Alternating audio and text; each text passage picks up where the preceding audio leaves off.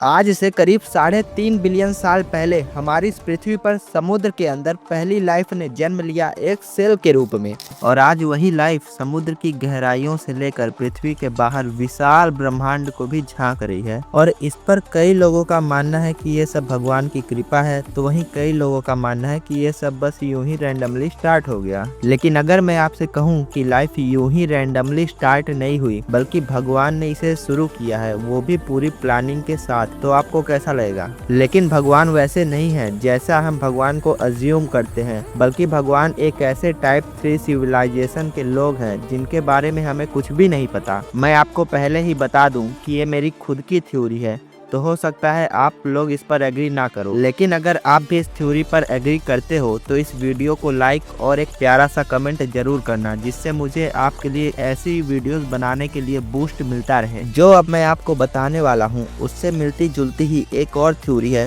Panspermia theory. इस theory के अनुसार लाइफ अर्थ में नहीं बल्कि बाहर किसी कॉमेट या उल्कापिंड के ऊपर स्टार्ट हुई, और वो उल्कापिंड हमारी पृथ्वी से टकराया और उसके जरिए लाइफ हमारे अर्थ पर पहुंची। और मान लो अगर ये सच है, तो क्या हम इसे इस तरह अज्यूम नहीं कर सकते जैसे एक चिड़िया बीज खाती है और फिर कहीं और जाकर अपनी पूप के जरिए निकाल देती है, और अगर वहाँ बीज के ग्रो होकर पेड़ बनने के लिए अच्छा एनवायरनमेंट और अच्छी कंडीशंस हो तो वो बीज ग्रो हो जाता है। लेकिन अगर वहाँ अच्छा एनवायरनमेंट ना हो तो बीज ग्रो नहीं हो पाता। क्या पता टाइप 3 सिविलाइजेशन के लोगों ने भी उसी चिड़िया की तरह इन कॉमेट्स के जरिए लाइफ को पूरे ब्रह्मांड में स्प्रेड किया हो, और जहाँ कंडीशंस अच्छी थी लाइफ वहाँ इवॉल्व हो गई, और जहाँ कंडीशंस अच्छी नहीं थी वहाँ लाइफ सरवाइव ही नहीं कर पाई। और इसीलिए हमारी पृथ्वी पर तो लाइफ है, लेकिन और जितने भी प्लैनेट्स हमारे आसपास हैं उन पर लाइफ नहीं है, और इसे ही एक्सटर्नल सीडिंग कहा जाता है, और मैंने इसे कहा है कॉस्मिक फार्मिंग मॉडल। अब आप लोग सोच रहे होंगे कि आखिर ये टाइप 3 सिविलाइजेशन क्या है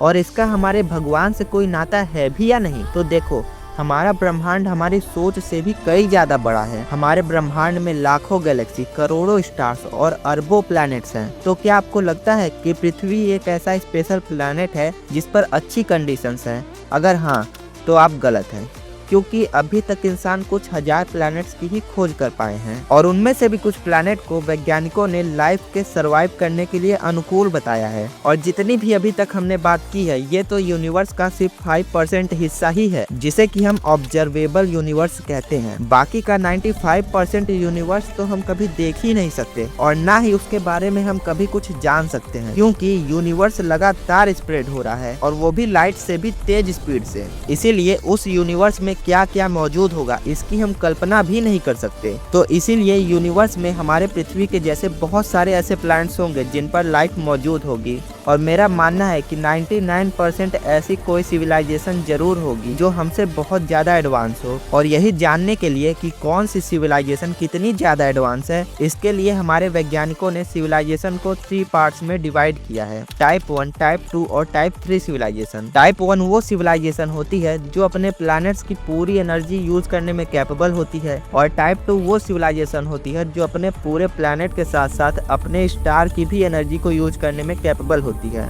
और टाइप 3 वो सिविलाइजेशन होती है जो अपने पूरी गैलेक्सी के साथ साथ उसमें मौजूद ब्लैक होल्स तक की एनर्जी को यूज करने में कैपेबल होती है। यानी कि हम अभी तक टाइप 1 सिविलाइजेशन भी नहीं है। और ऐसी ही टाइप 3 सिविलाइजेशन के लिए genetics engineering, planet Terraform, life create करना, उन्हें मॉडिफाई करना जैसी चीजें इजी होंगी, और स्पेस टाइम उनके लिए फ्लेक्सिबल होगा, और वो एक जगह से दूसरी जगह टेलीपोर्ट भी कर सकते होंगे। और एंशिएंट ह्यूमंस के लिए ये सब सोच पाना भी पॉसिबल नहीं था।